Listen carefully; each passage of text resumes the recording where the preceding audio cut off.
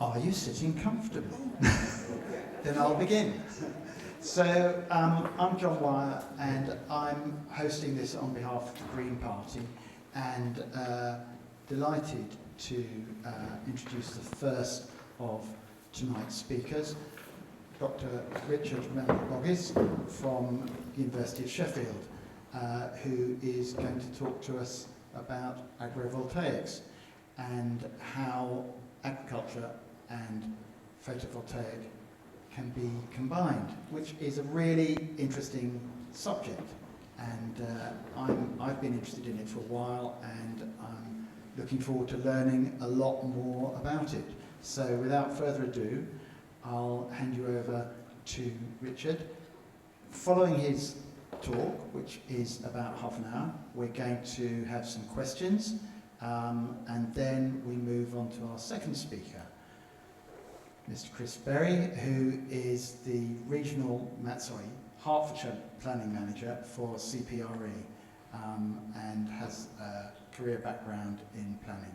So, and he's going to, well, he'll tell you what he's going to talk about when it comes to it. So,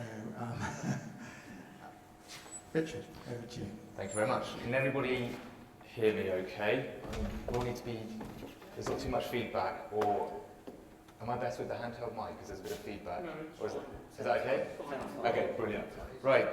Good evening, everybody. I'm Richard Randle-Boggis, a researcher at the University of Sheffield, and for the past few years, I've been studying and researching agrivoltaics, which is combining agriculture with photovoltaics, or putting it simply, it's integrating solar panels into agricultural land so you get the dual use of land, harmonious food and electricity production together rather than one or the other.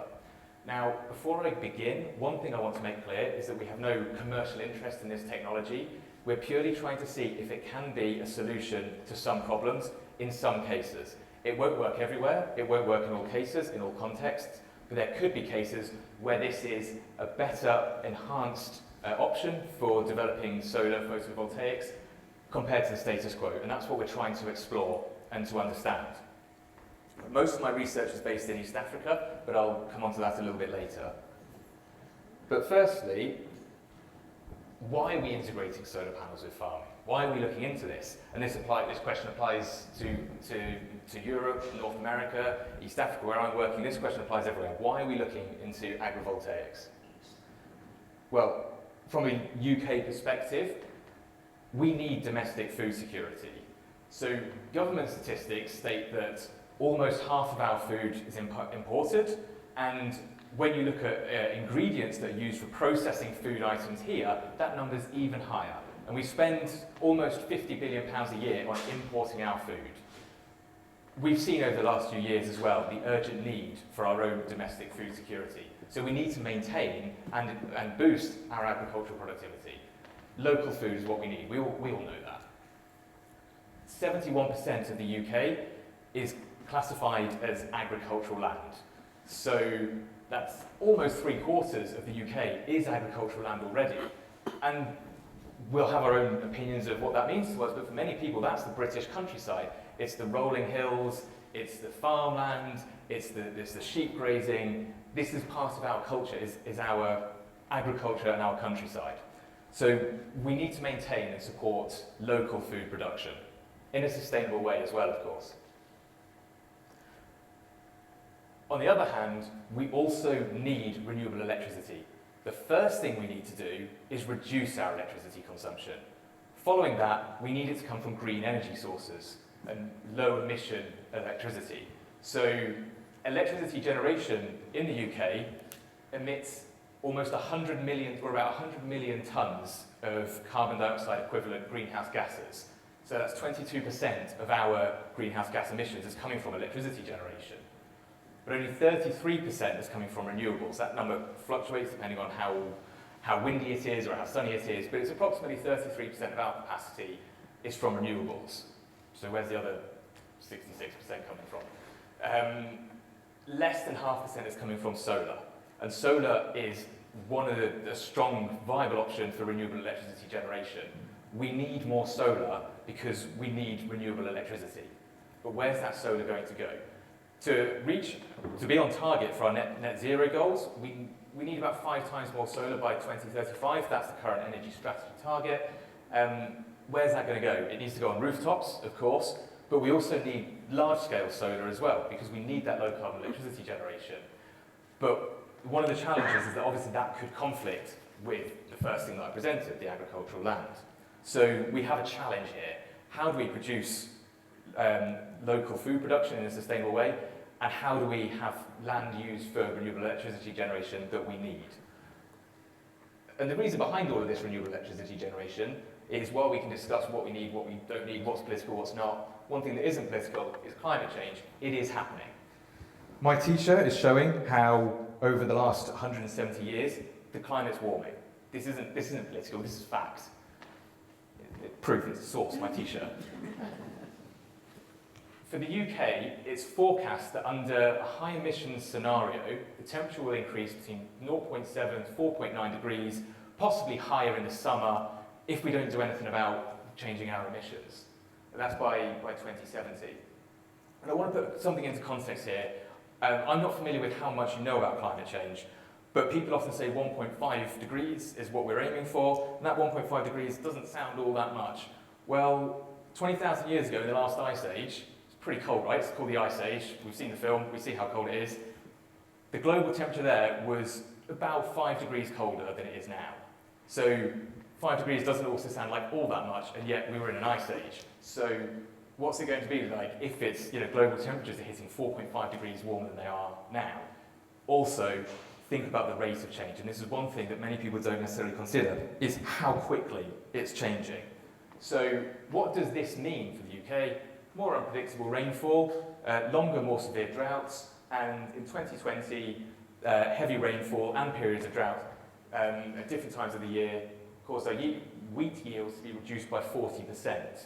So climate change is affecting food production. Climate change is caused by greenhouse gas emissions. Greenhouse gas emissions are emitted when we're producing electricity. Like I said, first thing, reduce our electricity consumption, but secondly, get it from clean sources. And this causes a challenge of conflicting goals. And a couple of decades ago, I would think about it as fossil fuel bad, renewable energy good, simple. But now we're starting to see conflicts between the Sustainable Development Goals. There's 17 UN Sustainable Development Goals, including things like clean energy production and food security, and those things can conflict with each other as well. So this is where one potential solution is agrivoltaics. This is Westmill Solar Park in Oxfordshire. We've got large solar panels producing low-carbon electricity. We need this. This is great. It's also got some wind power. It's a lot better than a coal power station. But the main use of that land is renewable energy generation. This is an agrivoltaics test site, one of the first ones developed in Europe. This is in France, in Montpellier. Okay, it's a bit sunnier, you can see that. It's a bit sunnier in the south of France than the UK.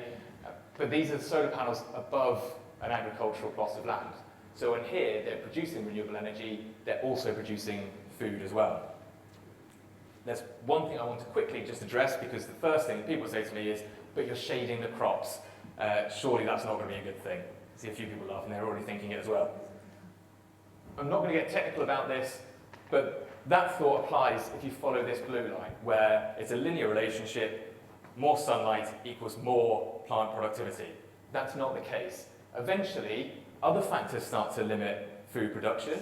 This, in reality, is this red line here. This will vary depending on the plant type, but essentially, you start to get to a point where more light doesn't equal more productivity. And actually, in some cases, maybe it's also relevant in the UK, but in some cases, there can be such things as too much light for plants. We know that. Too much heat, those kind of stresses as well. And so, for the right crops in the right location, the partial shading of agrivoltaics can actually benefit food production. And I've got some exciting results to show from our work on that later. Just one thing to mention is that agrivoltaics can take many forms, and it's in its early days. It's in its infancy at the moment. So which design to use, under what situation, what location, what context, is still being decided at the moment. But we are moving on from the research stage to the commercial development stage now in mainland Europe, in the US, and in large parts of Asia, particularly East Asia. So on the right, this is a research site in Germany, and you can see it's a very tall system. They have said to me they wouldn't design it like this anymore, so don't worry about the rather bulky looking structure. This was just let's get this in and test it and see how the crops grow. But you can see they've got a combine harvester underneath, so they've actually got mechanized agriculture underneath the solar panels. Very proud of this one. This is our agrivoltaic system in Kenya. It's 3 meters tall, and again, you can see we've got cabbages and lettuces in there in this photo, growing underneath the partial shade of the solar panels. What we are doing in the UK already is combining solar panels with livestock. So that's a lot of that 71% of land that's agriculture is grazing land, and this is one potential way of integrating solar panels into agriculture. And a new technology which has currently been explored are these vertical bifacial systems, where they generally generate electricity in the morning and the evening, so they've got solar panels on both sides so they can generate when the sun's on both sides, and you then don't have the issues of the height restriction.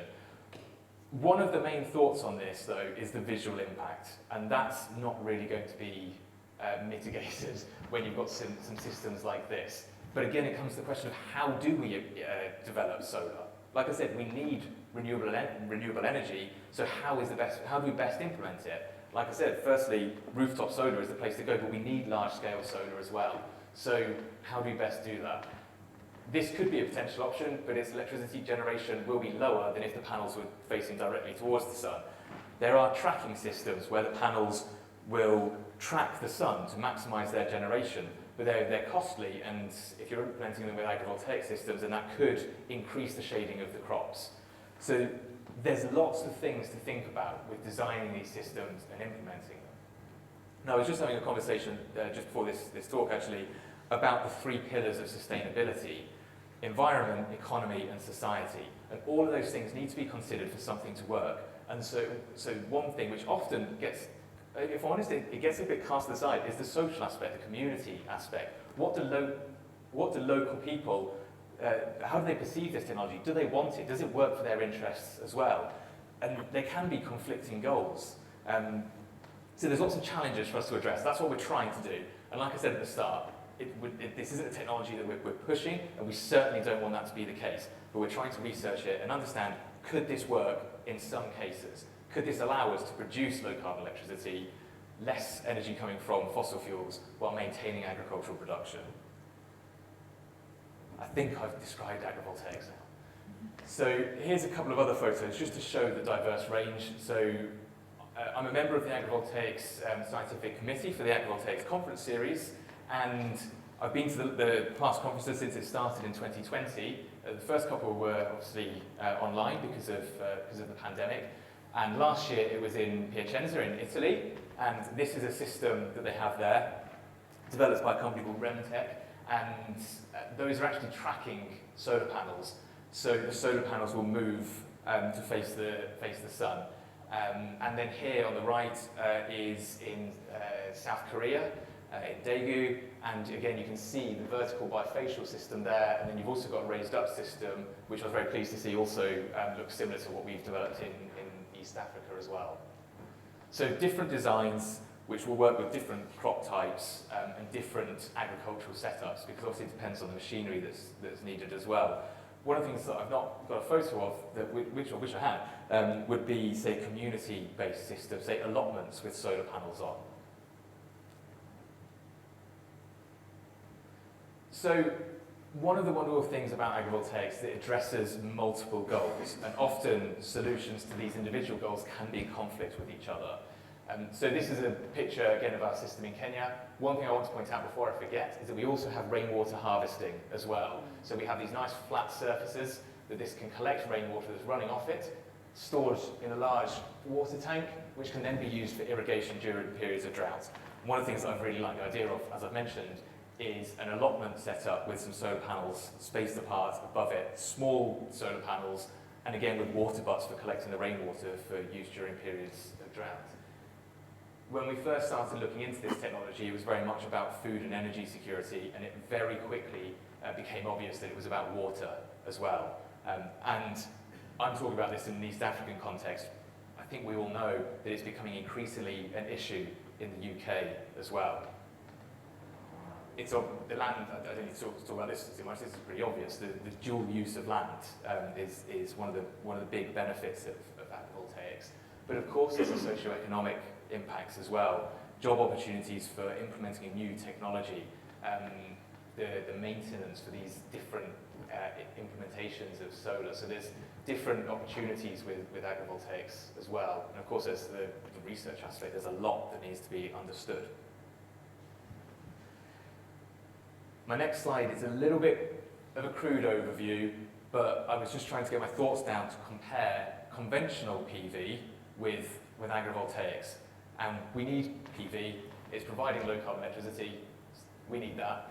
With agrivoltaics, because of the slight change where the panels may need to be spaced further apart to allow more sunlight into the underlying crops, the electricity generation may be less than 100% compared to the equivalent of a conventional ground-mounted solar park.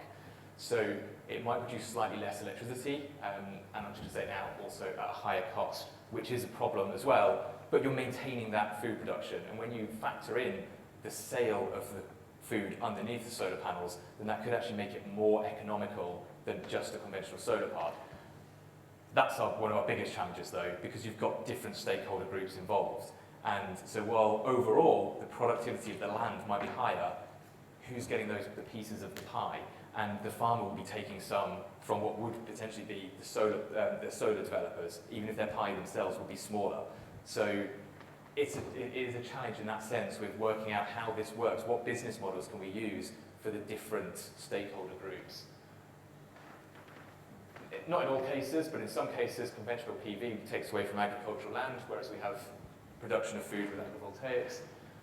With water, it depends on the setup and where you are, but conventional solar needs water for panel cleaning, whereas with our system, with the rainwater harvesting, you integrate the panel cleaning water into a water butt. You can use that for irrigation.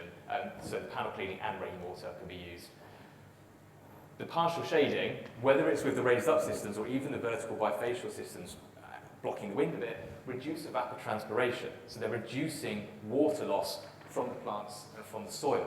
And I've got some really exciting results to show you from our experiments there as well. I mentioned land, and I mentioned socio-economics as well. Both of them provide jobs and income, but a big challenge with conventional PV is that you've got sector conflicts because you've got energy developers wanting farmland for producing energy. You've got farmers and potentially local communities wanting farmland for food production, whereas agrivoltaics are cross-sectoral.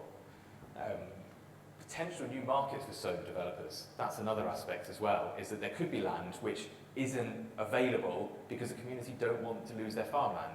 If the solar developers design their solar systems to be integrated with the farmland, then it could be a market that they can enter. But again, that won't apply everywhere. And what I'm certainly not saying is that this technology should go everywhere. That's not what I'm saying, but it could go in some places, and that's what we want to understand. And as I mentioned, there's the higher cost aspect. So how an agrivoltaic system performs in terms of its electricity generation, its food production, its water conservation, etc., depends on a range of factors, which I've tried to summarize with these graphics here. Of course, the amount of sun, that's a pretty obvious one. The temperature as well. Higher temperatures reduce the efficiency of solar panels. Not so much of an issue here, but that is a case in many parts of the world where actually solar panels, photovoltaics, get too hot and then they produce less electricity.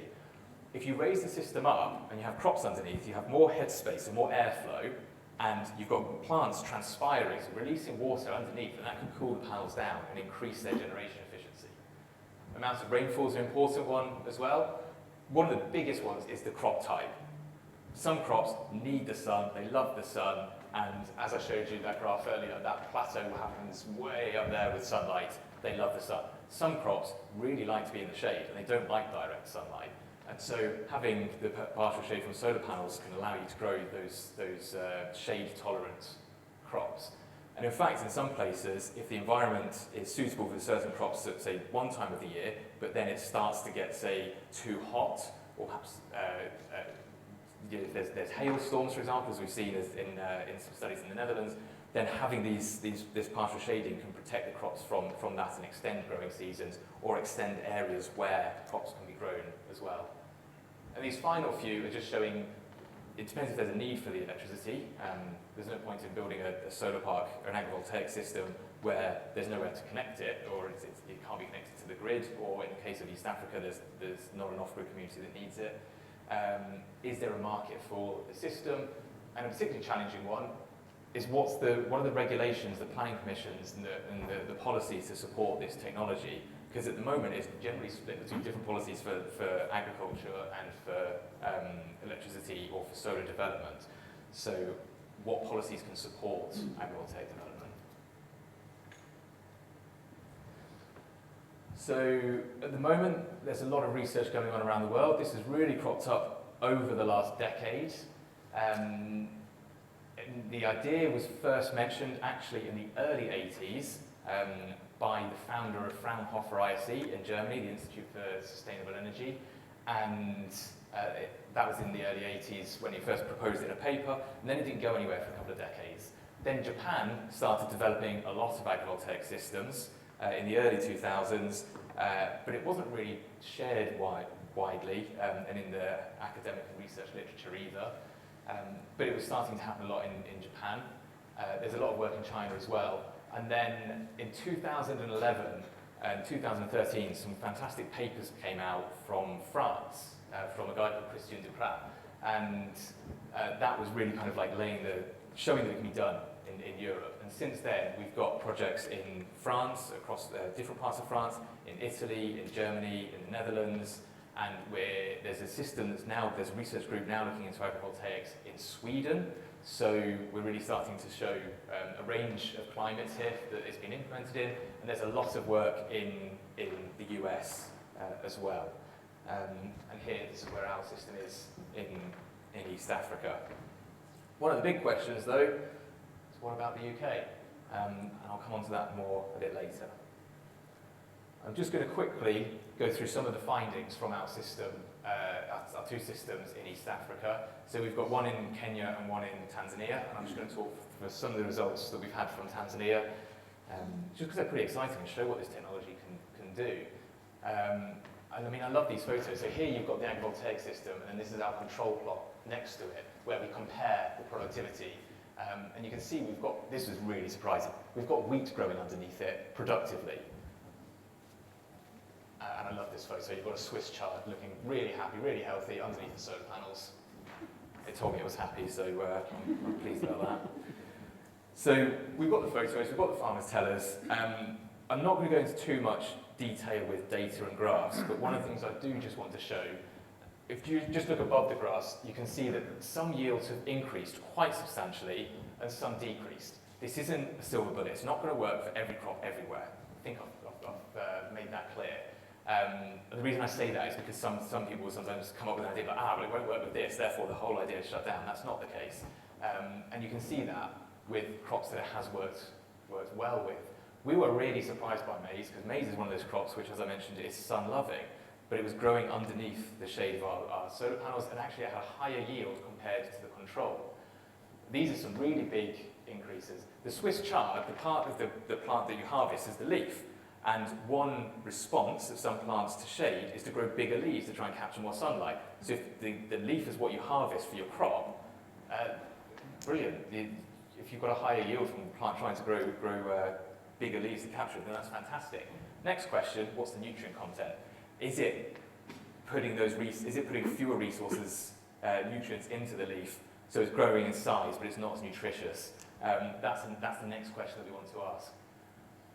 The beans is a really interesting one, which I'll talk about in a moment actually. The first thing I want to mention before the beans is that we had this reduction in yield of onion and sweet pepper. That's not a failure.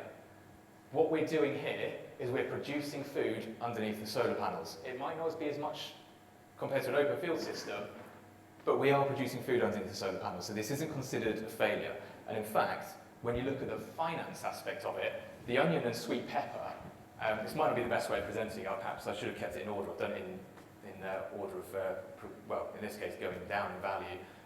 The most valuable was the onions and the sweet pepper. Even though they had yield reductions compared to the control, they're still valuable crops. And again, that's kind of just highlighting the fact that it's still working with those crops.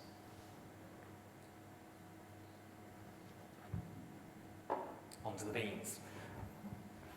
They're right down here at the end. The reason being, there was a longer period of high temperatures in this growing season. Longer period of high temperatures, does that sound like familiar to anybody? And what we found is more than half of the plants died off in the control plot, but it was 37% fewer plants died off in the control, so only 39% died off there, so there's a 37% difference there, which kind of indicates that there could be potential for climate change resilience. If we're going to see longer periods of high temperatures or droughts, could this partial shading protect crops from that? And in fact, one of the studies which I think is really good for this is the one in the Netherlands with raspberries, because the raspberries were growing fine in the control as well as the agrivoltaic system. Then a hailstorm wiped out a load of the soft fruit berries in the open field system, whereas the solar panels protected them. So even if in most conditions you might see a slight reduction in yield under the solar panels, you could be resistant or resilient to potential climate shocks as well.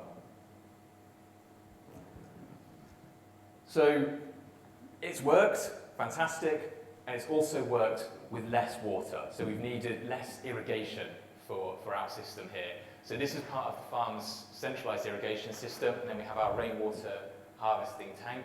That 3.4%, that's not all of we produce, that's just how much they've used. So I don't know how much water's in that tank, but that's how much they've used so far.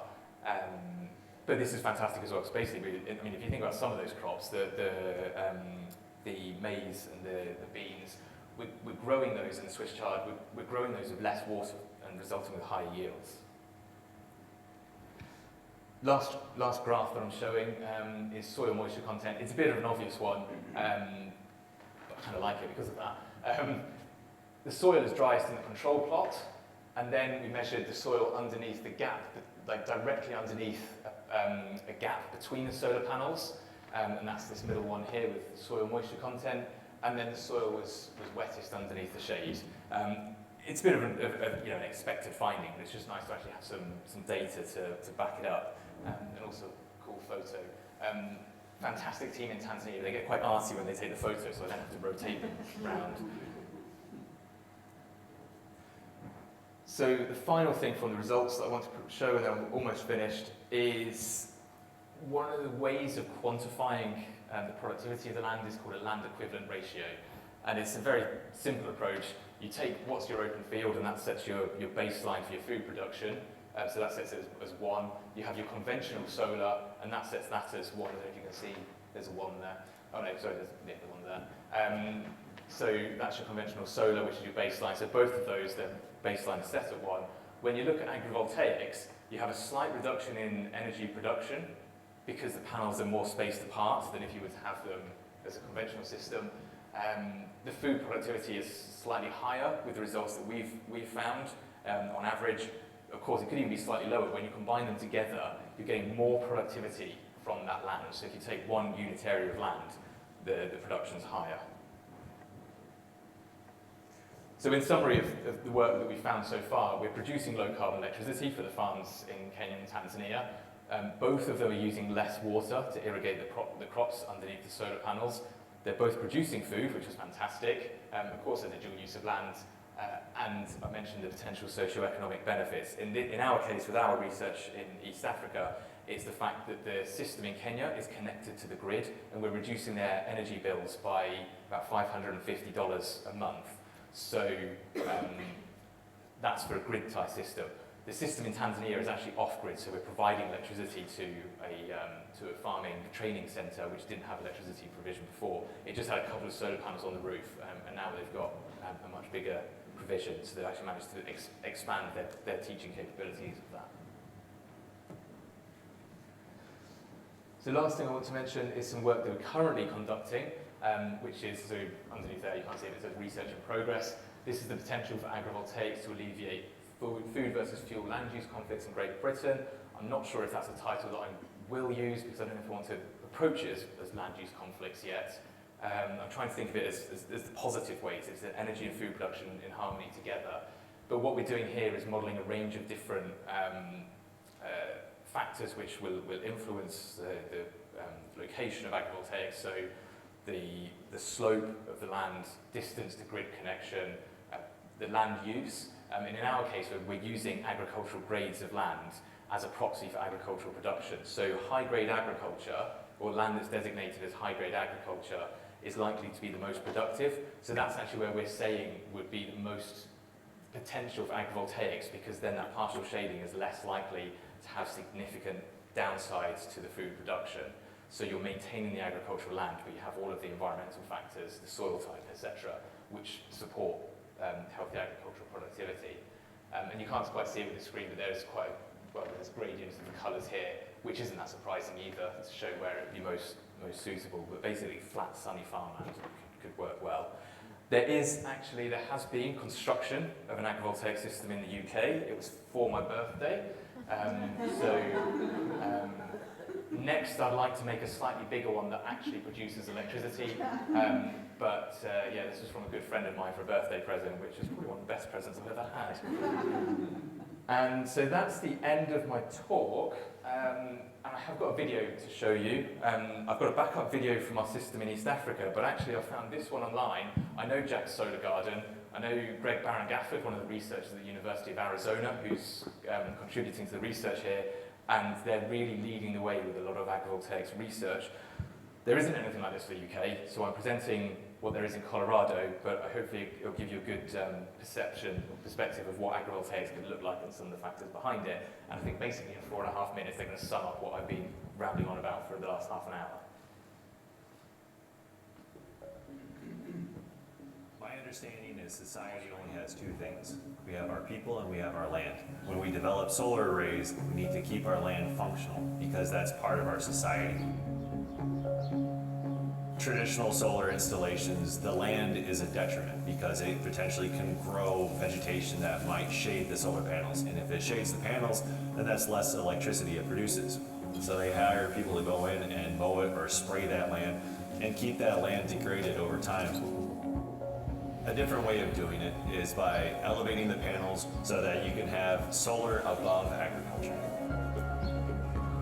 Agrivoltaics is agriculture and photovoltaics smashed together to make agrivoltaics. The solar panels provide that shade, that microclimate for crops to be able to grow in, and it makes it easier for people to be within that space or for tractors to be within that space. Agrivoltaics has so many wins involved with it.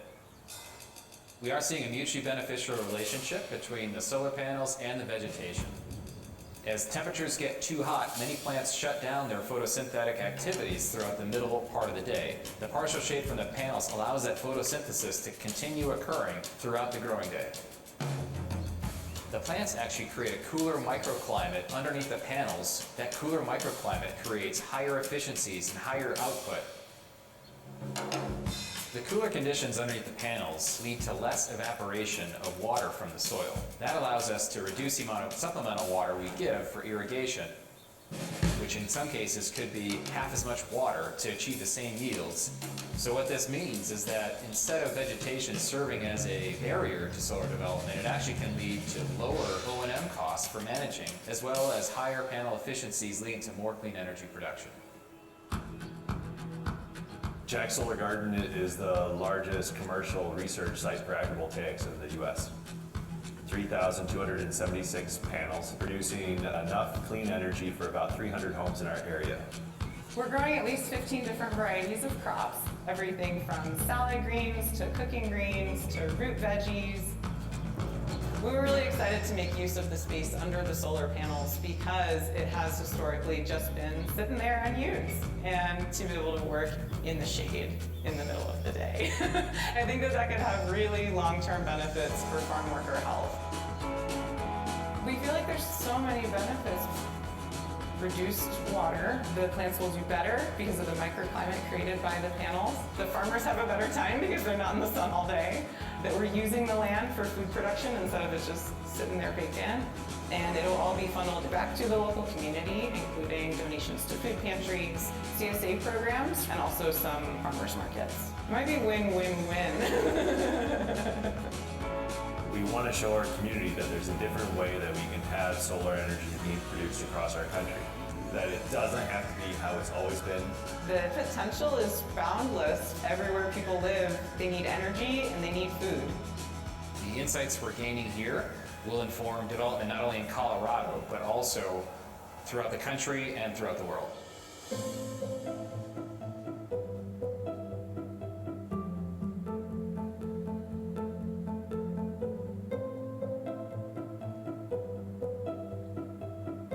We need bigger change. We need it from our policymakers. We need it from the solar developers.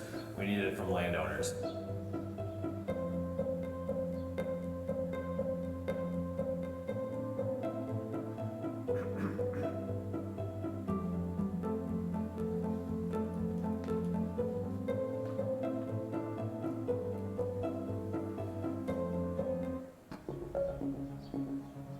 My understanding is society only has two things. We have our people and we have our land. When we develop solar arrays, This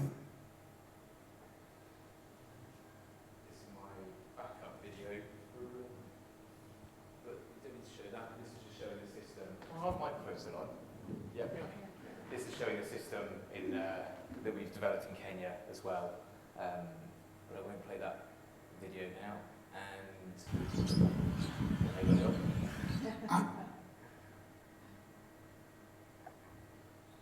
and then we move on to the section that I'm actually most excited about to be here today, and I mean that sincerely, is to hear your thoughts and your questions and your comments on this technology with a local perspective. So thinking of your local context and the area around you and the challenges that you're facing, what do you think about this technology? There's no right or wrong answer with this either. And also, I mean, if you have broader questions about what we're doing in East Africa or generally agrivoltaics around the world, feel free to ask those questions as well. But for me, I'm particularly interested to hear what you think about it as well. So thank you very much.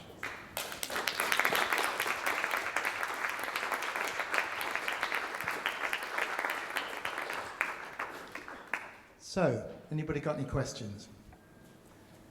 Two hands, one here, one at the back. Go to. Hi. Actually, I don't think either of my two sneaky questions are anything to do with what you latterly said, which is anything to do with local. It's more from an engineering perspective. One thing we've got a lot of in the UK is wind. And ground mount conventional PV farms, the wind loading factors are pretty well understood. Once you elevate that by 5-6 metres, does that mean that the solar panels are non-standard? Obviously the ground anchors are going to be different. And also, do we have any idea whether the embodied carbon involved in the build of an agrivoltaics is going to be significantly different from a conventional solar farm? Thank you very much. Those are two fantastic questions. In short, the answer is yes and yes. So, yes, the system raised up will need to be engineered to account for the higher for wind loads, but that's an engineering problem, an engineering solution. It can be done. These systems have been developed in places much windier than the UK, so it can be done. It just needs to be engineered and designed for that. And in terms of the embodied carbon, yes. There's more steel. The systems have more steel in them to raise them up, or whatever material is used, so there is more embedded carbon in the system. And that's why one of the most important things to do is conduct a life cycle assessment, or an LCA, to understand what are the environmental impacts of these, because the embedded carbon is going to be greater than a conventional ground-mounted solar park. Is it therefore environmentally worth having the plants underneath as well? I mean, the plants will be taking up carbon, so you have to do the calculations for that. We haven't yet done that for the UK. There have been studies in, I can't remember where they were based, but it's a research group in Austria who've looked into life cycle assessments of different agrivoltaic systems. One of the main results that they found was actually compared to raised agrivoltaics and conventional ground-mounted solar, was that the vertical bifacial systems have the lowest embedded carbon because you've got much less steel in the mountain structure. But that's certainly something that needs to be considered. And actually, one of the things I think needs to be researched more is sustainable mountain structure designs, both for agrivoltaics and also conventional PV. So, yeah, that's a fantastic question. Thank you. Can I just ask, when you ask a question, if you've got any particular background? So, as you might have guessed, Rod has a background in electrical engineering. But if you've got any particular background or interest, reason why you're asking the question, and also your name when you ask a question. Thanks. My name is Diane Kennedy. My interest is we're about to have in our ancient hamlet on the outskirts of this town, we are going to have a large solar farm. You mentioned 3 pillars. The third one was society. I hope society is not going to be the bottom of your pillars, because society is extremely important where these solar farms are built, whether they're as tall as that or low as they are mainly here, without the amount of crops being grown. Society that are having to deal with very strong-minded developers out to make their money with the farmer on wonderful agricultural land, in our case. Society wasn't consulted. We suddenly knew of this large solar farm, and to fight these men is virtually impossible. It is on our doorstep. It's horseshoe-shaped, so it surrounds our village. We don't have pavements in our village. We walk the footpaths for our mental health and arriving at another spot in Hertfordshire. The Hertfordshire Way is a wonderful footpath used from people coming out from London as well as locals. We now have this solar farm on our doorstep. We're told that the footpaths can stay. Who will want to walk amongst thousands and thousands of those panels? I don't think so. I personally have to look out onto this site from every window of my cottage. The solar farm is on elevated land. Why can't it be on flat land? My cottage is on elevated land. I see this. This is what I'll see for the end of my days. We weren't consulted. That can't be right. It's not right. You should be consulted. And actually, when you say hoping that society isn't at the bottom of the pillars, the 3 pillars, they're all next to each other. It's the way that it was actually introduced to me during my master's degree was by my course director. She described it to me as a three-legged stool. Any one of those legs is missing, then it falls down. So you should have been consulted. The community should be consulted. Of course we should. And every single photograph you've shown tonight, there's no housing. Is anybody going to be evicted from their windows, or are they many miles? I know Colorado. I have walked. It's a large piece of land. I don't think there's anybody on the doorsteps like we are in this tiny island. Yeah, agricultural land and green belt is important to people, and it should be part of the scenario of these buildings, of these many, many panels. Yeah, you're absolutely right, it should be. I completely agree with you. And that's why I was saying that in my first example of the context was the culture of the food section was the British countryside. It's like you're describing. Going for walks is good for your mental health.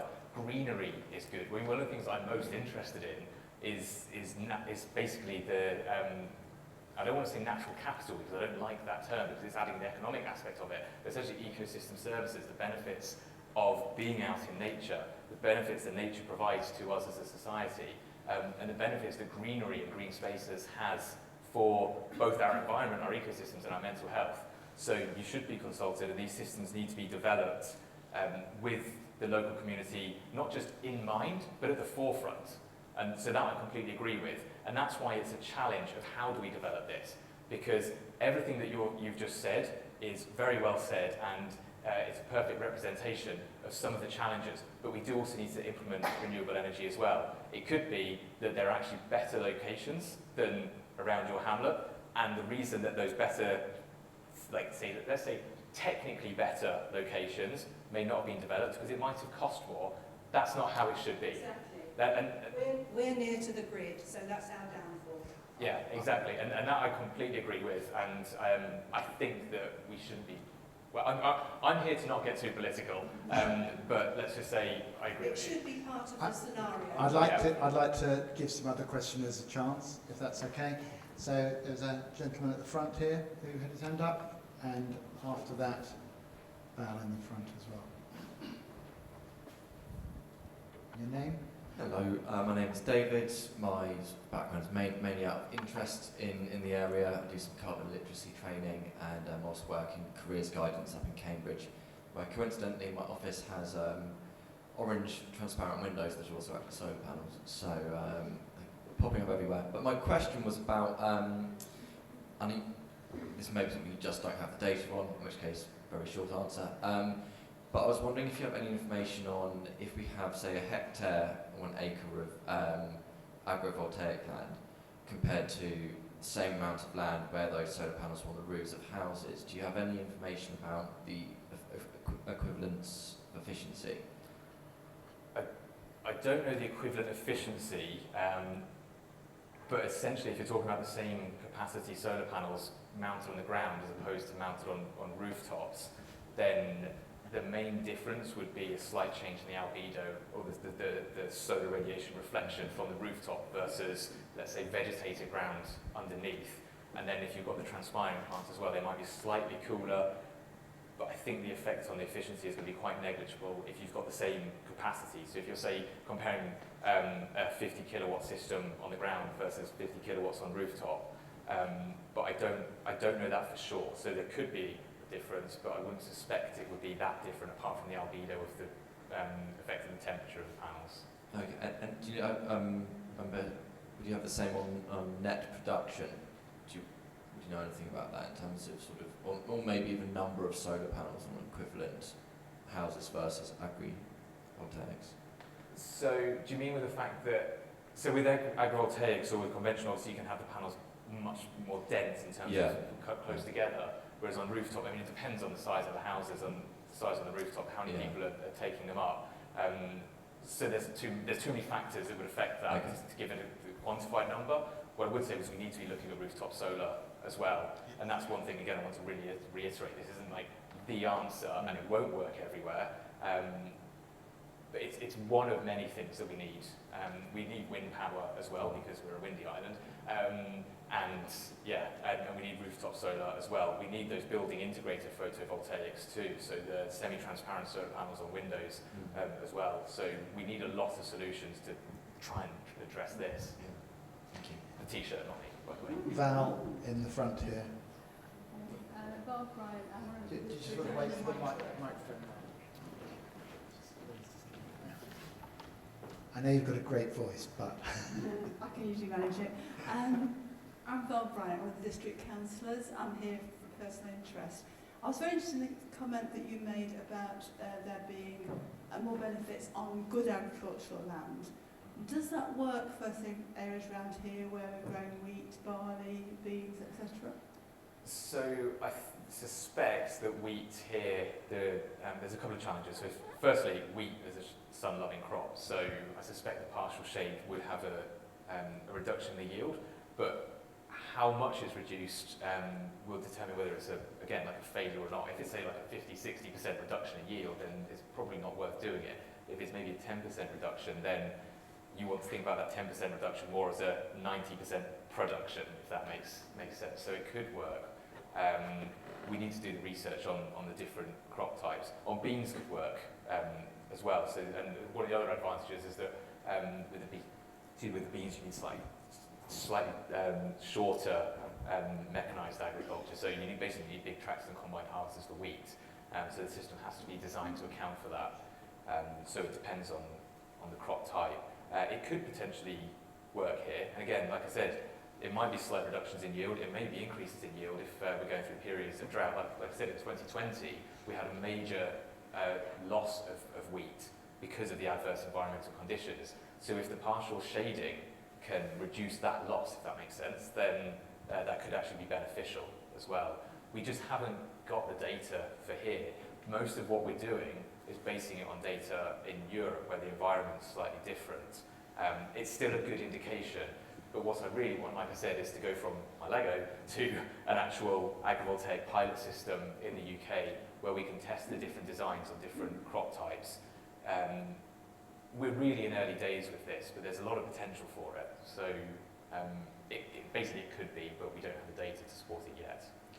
I have a question for you actually, which is that we are in the process in this country of moving from one type of agricultural payment system to another, and we're in a transition period. So as we came out of the EU, we moved from payments, subsidies for food production to, we're now in a transition period and moving towards subsidies for what are determined as public good, which basically means ecosystem services, as you said, so ways in which water, soil, air, biodiversity, things like that, and social good as well, which goes to one of the things that the second question was. So how do you think that, and this is a really significant sea change in the way that farmers are supported, how do you think this might affect agrovoltaics in the future? So the important thing that you're touching on here is the need to engage with policymakers and see how this is included with those payments to farmers. And if it's a case that, farmers would maintain their income from the land firstly if they're producing food rather than just renting it out to solar developers. So that's another aspect of it, is what the business model is going to look like, and will these policies for the payments to farmers for public good, like you say, include agrivoltaics. There isn't really anything about agrivoltaics yet in policy and regulation because it's such a new technology and it's not been evidenced yet in the UK. So when it comes to biodiversity, having wildflower meadows, features in the land and the land management to promote biodiversity and habitat conservation, there can be payments for those features. But in terms of actually just maintaining it as agricultural land, I'm not quite sure how that would look at the moment. And that's why one of the important things to do is first communicate this idea, share this idea with policymakers. And it's an ongoing process at the moment, but that's something we need to do is see if it would be included with that. Several hands up. These two ladies here were first, and then... Okay. Hi, my name's Kamal. I'm a master's student in journalism, and this is more of like an international question. But so obviously it's quite expensive to create, farms and stuff. But in developing countries, you work in East Africa, and I was in Nepal recently, and they have a huge food insecurity problem there. How long would it take to allow these countries to be able to fund it themselves and become independent in running these farms? Because, they're the ones that are being most affected, and, a lot of our crops come from there too. So how will that work, and how long would it take? I mean, that's a really interesting question. It's a huge challenge. So I'm not sure for Nepal. I know there are a lot of agrivoltaics research projects in India, and from our work in East Africa, what we know is that a lot of energy developments rely on external funding, so donor funding, NGOs, international government funding. So the big cost of setting up these agrivoltaics farms is the upfront cost for the capital to install the system. And so that's one of the biggest challenges. And our project, I should mention, was funded by what's now finished with the UK GCRF, the Global Challenges Research Fund, has funded this research. And the purpose of it is to understand the potential livelihood benefits. But what we're also doing as part of this research is understanding how can these systems be uptaken by local communities and local businesses.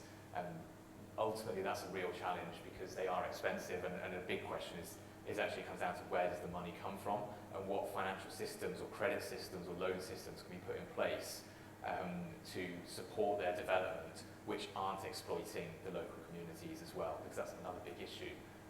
With this, I've spoken to a lot of very good solar developers that really have the renewable energy objective in mind. I've also spoken to solar developers that are just looking to exploit a place for their own profit. So how can this be managed essentially? And it is a challenge because they are expensive. So in terms of the timescale, I can't answer that question, I'm afraid, or else I'd probably have a Nobel Prize in economics. We'll just take, I think time is moving on, we'll take a couple more questions. I think my question has been partly answered. I was also going to ask or make a comment around the social justice issues around this. So my name's Marilla from Letchworth. I'm with Global Justice Now and some other groups as well, and I'm doing a Master's in Sustainability. My comments were that whenever new technologies have been produced, especially ones used in agriculture, that have to be manufactured by corporations, there's, especially in the developing world, but actually everywhere, farmers can be exploited and looked into contracts, sometimes that don't end up being profitable for them. And with a technology that's as technical as solar panels, I can imagine scenarios where potentially people put their savings into it, they're paying it off, and then maybe the solar panels stop functioning and they're sort of told, well, we're not supporting this anymore. And so I think keeping an eye on the model by which they're implemented is so important, and looks like it could be used for real social good. And you gave examples of self-sufficient communities using them who weren't even on the grid. And it looks like it can be used also with really diverse, almost agroecological farming methods, or also with more monocultures with combined harvesters underneath.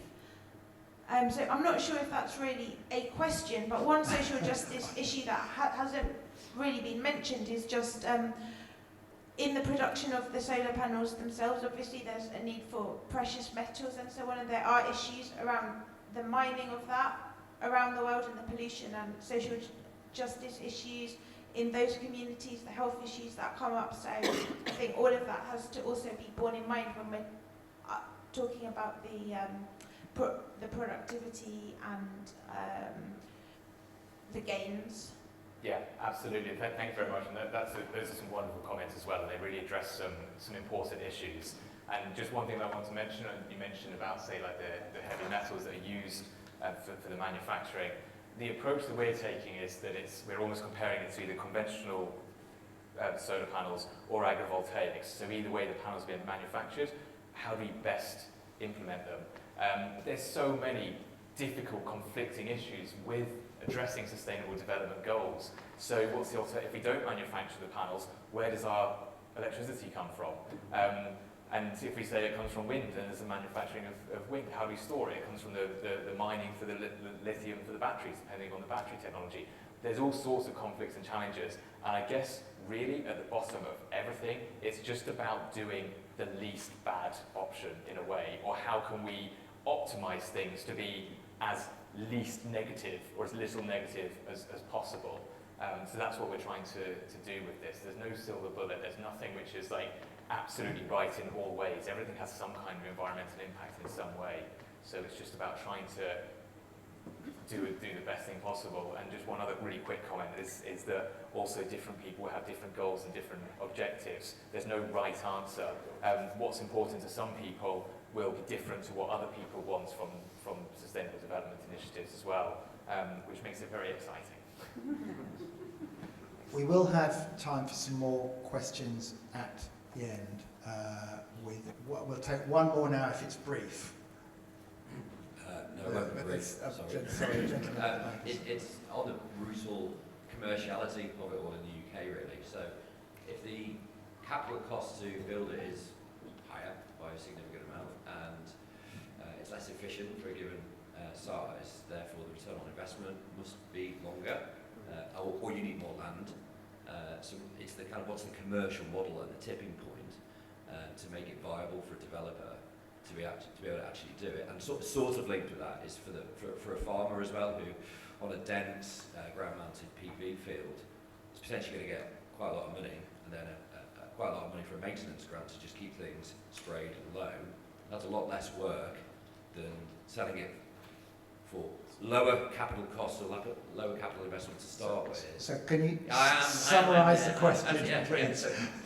How does it become commercially affordable?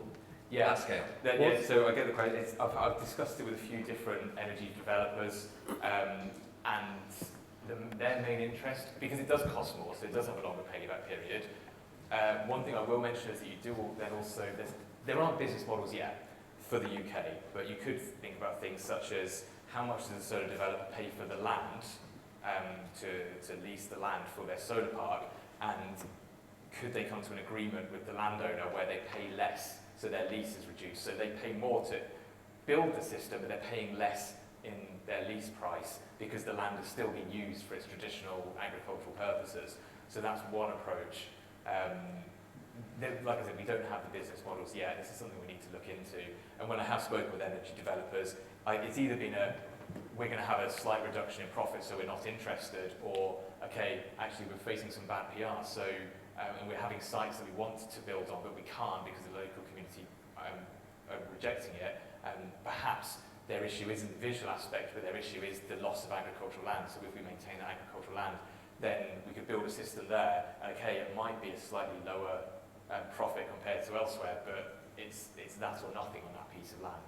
So there's no answer yet for the business models, both for that and also for the international developments as well. That's one of the key questions, is how can this actually work for the different stakeholder groups involved and within the existing economic models. So one could summarise almost the answers to almost all the questions need the element that we need more research in cool temperate and in UK-like climates in order to really understand how this works. That's the big takeaway, isn't it? Yeah, absolutely. My Lego model isn't giving enough data. So having pilot systems here, and one of the things I'd really like to do is actually have a study where I can interview stakeholders from around the UK and get their different stakeholder groups and get their perspectives of this technology, so that we can then start to have an informed view of what the design would look like. And that would be speaking with both local communities as well as energy developers and farmers. It's just a case, from my perspective, it's just a case of securing the funding. And I see research sites like the one in South Korea where they have multiple different designs and multiple different crops. And I know that they're doing projects in Germany and Italy and France and Sweden and the Netherlands.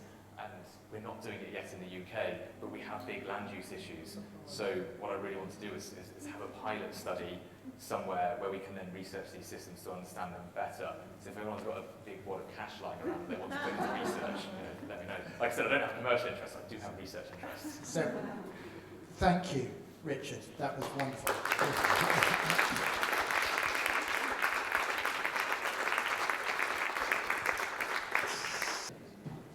Any questions? Well, I've got a couple of questions. So I was interested. I mean, it's a great talk, really good. Thank you. And two questions that sort of run one into the other. The first is that how much do you think? You did at the end touch on biodiversity loss, and ecosystem services. But I've long thought, and this is not to undermine CPRE, for which I have a huge amount of respect and I think does a really good job, but a lot of its work is based around visual interpretation of landscape. And really, as you said at the end, there is so much more to it than that. And the other question is really around the fact it's of particular relevance to us in Hertfordshire, Greenbelt, but the main thrust of what you were saying was that we should keep development off Greenbelt, which I completely agree with. But what about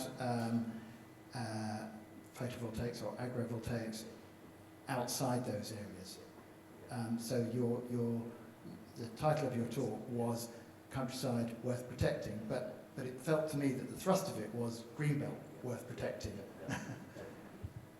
And that's absolutely right. It is exactly that, because I think the arguments for solar generation and so on are more nuanced than for housing developments and film studios and large warehouses and so on. We accept that the renewable energy objective, the renewable energy imperative, is a huge driver of policy at the moment and needs to be.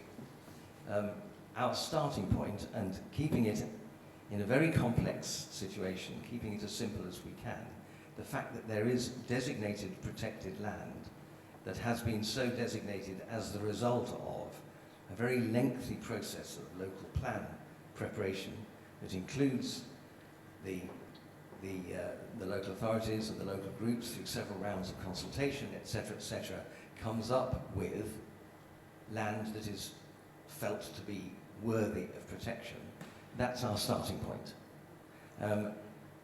The difficulty, of course, in Hertfordshire, and which is why planning appeals have been won and why decisions are made to go ahead with development on Greenbelt, is that a lot of the boroughs are mainly Greenbelt. So if it doesn't go there, where does it go? And you then get into looking at how you develop the calculations of housing need, which are based on out-of-date figures, on out-of-date population and household projections, etc., etc. The figures are not as big as they need to be, but there is this sort of perfect storm of institutional finance and developers and so on who are willing to use the information that they get to make the proposals that they do. It is a very complex area, and we are trying to simplify it to a certain extent to say we've been through quite a big process to get to a local plan, and that is designated protected land, and that is our starting point. It can be reviewed through the local plan process, and in fact it is, and East Herts is starting its review, and it's going to be fascinating to see what happens there, because a Green Party, dare I say, is the largest group, 19 councillors in East Herts, a complete change of political direction. And a review of the local plan there is going to have, I think, huge implications, not only for East Herts, but for the county as a whole, as to how that, if you like, that objective, that challenge, when a place is very largely protected, how that can be dealt with. No easy answers, but certain things we think are just inviolate, and that is to say the permanence of the green belt until it is reviewed by the process is our starting point.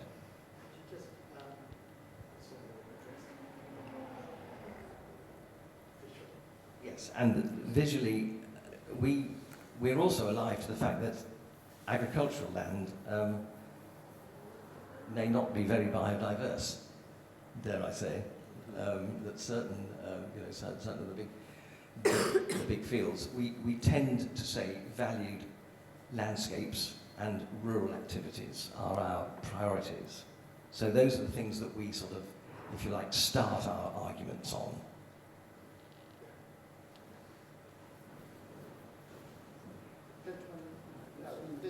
Who had their hand up first? I didn't see. I was wondering if we could bring the conversation down to something that's happening today. For instance, Bygrave has got a large solar farm being proposed on first-class agricultural land. What's your opinion of that after everything you said? Sorry, which one? Sorry? My name is Peter Hard. Yes. Bygrave. Yes, and it's all best and most versatile, isn't it? That one, if I remember rightly. It's all grade 2 and 3A, isn't it?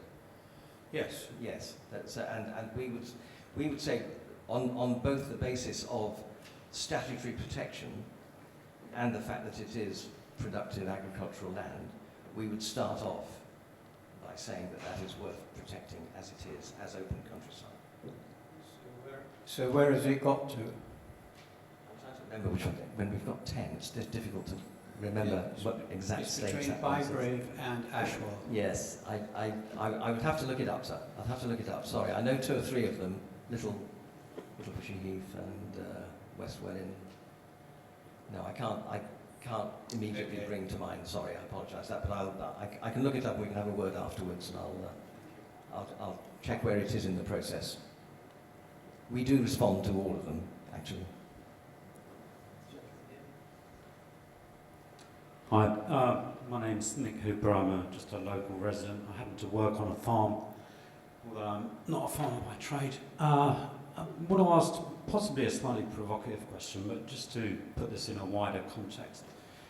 Sometimes in my own kind of thought streams, I kind of model the climate emergency as being, it's almost like a war for our survival, the survival of our civilization and possibly our species, that we're already taking significant casualties in, and it's obviously going to ramp up quite a lot in the next couple of decades. Given that situation, I just wondered if you were aware of the last time we perceived our civilization to be under attack, whether or not there were many objections to planning applications for gun emplacements that were built on the Kent coast. Just want to give some, that's the kind of situation we're going to be in shortly, and I'm really interested to learn about how these processes work, the kind of technologies we might employ and deploy in order to alleviate the situation. But it just feels to me like the tone of the conversation needs to just get a little bit more serious than just talking about nuance and process. I would, without hesitation, say that nuance isn't irrelevant. I think actually it's quite important that we understand the complexities and entirely accept that there were huge objections to canal building and railway building. And the massive disruption that caused to the countryside. So I take your point entirely, and I think that's where we get back to the complexity of the balancing and the need to have a robust process of being able to make the decisions. Perhaps you'd like to say something on that. So I think I've got my microphone on. Yeah. So firstly, that's a wonderful question, very, very interestingly phrased. And I think it's such a fantastic point because the challenges that we're facing are in the future. They're big challenges, and sometimes some people may say we're not really feeling them ourselves today, but even if we're not, we will do. Flooding is forecast to increase a huge amount. So if there is, let's say hypothetically, absolute rejection of solar parks and renewable energy, then we're going to see even more flooding. If we reduce the number of solar parks and wind turbines that we're putting in, then we're going to see increases in flooding. So basically, more flooding is going to happen, but the amount that happens is related to climate change. And so, yes, we want to protect our countryside, but we also need to protect villages from being flooded. So we need renewable energy to reduce those impacts. And this is why I keep saying it's very complicated, it's very challenging, and there's almost like close proximity, short-term objectives versus further in the future, long-term, nationwide challenges that we're going to be facing. And I really think we need to be massively increasing our renewable energy capacity while also decreasing our energy consumption. That's what we need to be doing. And while I agree that nuance is important, where's this going to be in 50 years? What's it going to be like? And I know this is, people often say, like, what's it going to be like for our grandchildren? But it's a case of issues like flooding, like drought affecting food production is going to increase massively. So we do need to be addressing that seriously. We ran out of time earlier in questions for Richard, so if there are questions for either speaker, we've got about 10 minutes left till we have to wrap up. So, lady at the front here. Hi, I'm just a local resident who thoroughly enjoys walking, and I've probably walked most of the footpaths in and around Hitchin, etc., and beyond, and over the country. So the countryside is obviously... the countryside is very important to me. Having said that, I was up in Cumbria walking the coast there last summer, and the number of wind farms out to sea there were just like mind-boggling, hundreds. I'd never seen so many turbines. So I kind of was accepting that and this business with where we get fuel from, etc., that I thought, well, maybe we have to pay the price. We need to have solar farms, and we don't like it, but the alternative is worse. But then somebody said to me, and I don't know if you can answer this, Richard, it's not come up at all, that, and it was in relation to the development that's been under discussion here, the big local one, was that the batteries within these solar panels actually leak and poison the soil. And I just wonder how much truth is there in that, saying it could sort of wipe the soil out for generations, which doesn't seem to go with what you've been showing at all, which I think looked quite promising. So I wonder if you can say anything on that. Yeah, sure. So one thing, just for a clarification, on the batteries will be a separate unit that's stored near the solar park. And if the batteries are leaching, say, heavy metals or other pollutants into the soil, again, that's an engineering problem, and they should be designed so that they don't do that. Soil is so incredibly important. It underpins so much of us surviving as a species, as we say. And so we do need to be protecting soil, and absolutely what we don't want to be doing is leaching pollutants into it. And if that's a problem, I would say that it's an engineering problem that needs to be researched and solved. So, yeah, we do need solar panels, like you say, because we need the renewable energy, but we shouldn't be harming the environment, or at least we need to be harming it, like I said earlier, with the least negative as we can.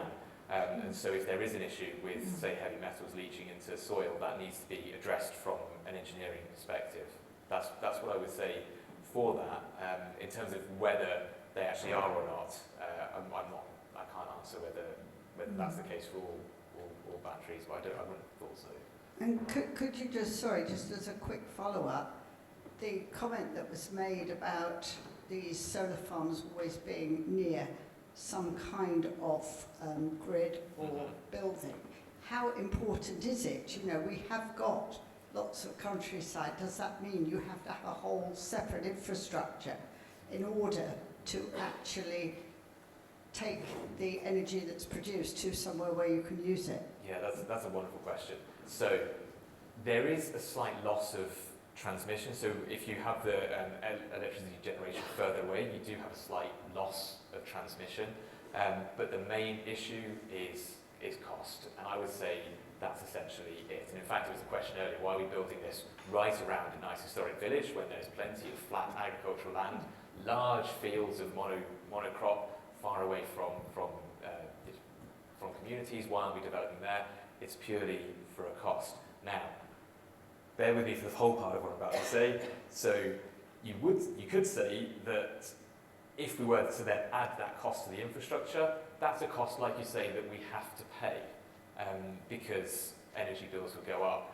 Except that does then raise the question of, is that really the case when we look at the profits that energy companies have been facing? I did say I'm not going to get political. I might be getting a little bit political. But that's my thoughts on that, is that they will be more expensive to develop. Who should be paying for that? I'll leave it there, but that's the main challenge. Thank you. And if I can just add a little wrinkle to that, as far as we're concerned, it's putting the countryside into the equation, because at the moment it isn't. There aren't costs, if you like, assigned to loss of countryside, and it really is a loss. And when we do costs and benefits as a sort of as a robust and complex process, our call is to say, make sure that the countryside and its benefits are part of that calculation, because at the moment we feel that many times they're not taken into account. We have time for one last question, unless it's a very brief point. Yeah, I just wanted to say that also when looking at from an economic perspective, they can be costed as well. You can, if you need to for your model, if that's the approach you're taking, you can say what is the economic value to having a walk in the open countryside, and currently that's not being quantified enough to what I would say is its actual value. This might be a really controversial note to end it on for my friend at CPRE, so sorry about this. But would CPRE have a view on a preference for if there was some land near a village and a rural community and it was slated to be built on by a developer, if they were saying we're going to build 100 new homes in this space that's suitable for 20, or a solar park? The classic, yes. Because I know personally, I would think the solar one is not going to come with noise, it's not going to come with cars, all of those things. And on the harms, yes, of course. It would be very foolish of me to say that there is a binary answer to that question, because there isn't. And it's the local circumstances in each case that are so crucial to the enjoyment of the countryside. And that's for both residents and visitors, obviously. And that needs to be part of the equation. So yes, they vary towards the energy generation, of course, but in the end, there still has to be value for countryside that is recognised as such. And perhaps that agrivoltaics would be better still. There you go. On that. Okay, so that's thanks to both our speakers. Fantastic, both of them actually, and I learned a lot from both of you. And I just wanted to thank the Green Party for staging this talk.